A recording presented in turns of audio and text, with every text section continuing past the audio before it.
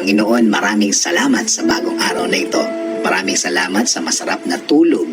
Maraming salamat sa masarap na pahinga. Alam ko po, Panginoon, na ako'y binantayan ninyo at inalagaan ng buong magdamag. Haharapin ko po, Lord, ang araw na ito na puno ng pag-asa sa aking puso't isipan, sa aking buong pagkatao, sa aking buong araw ngayon. Alam ko po, Lord, na hindi mo ako iiwan ngayong araw na ito at patuloy niyo akong sasamahan at bibigyan ng guidance. Maraming salamat dahil ginising mo ako ngayong umagang ito at alam kong ang araw na ito ay magiging blessed dahil andyan ka, Lord. Punuin niyo po, Lord, ng kasiyahan o joy ang aking puso. Ipaalala niyo po sa akin kung gaano ako ka-blessed sa araw na ito.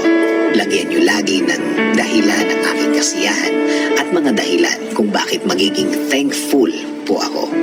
Kapag pumasok na po ang problema sa akin araw ngayon, i-remind niyo po ako ng inyong pagmamahal, ng inyong presensya, ng inyong kabaitan, ng inyong pag-aalaga na kayo po ay laging andyan para ako'y alalayan.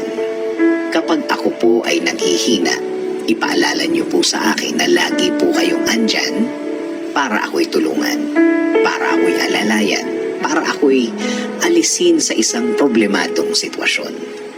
Lord, kapag naaalala ko ang aking problema, please remind me that you got me, that everything will be okay and fine.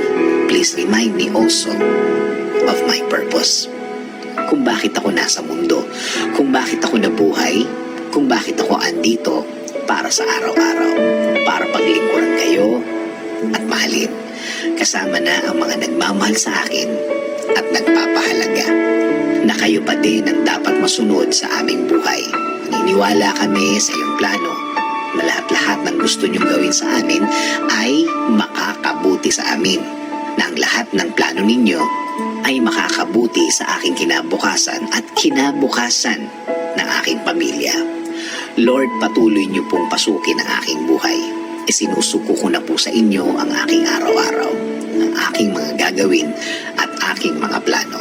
Patuloy niyo kami bigyan ng guidance sa araw na ito at sa mga susunod.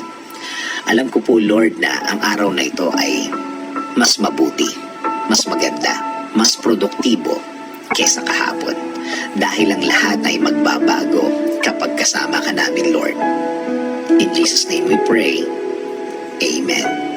Sabi nga sa Lamentations 3:22-23, the steadfast love of the Lord never ceases. His mercies never come to an end. They are new every morning. Great is your faithfulness.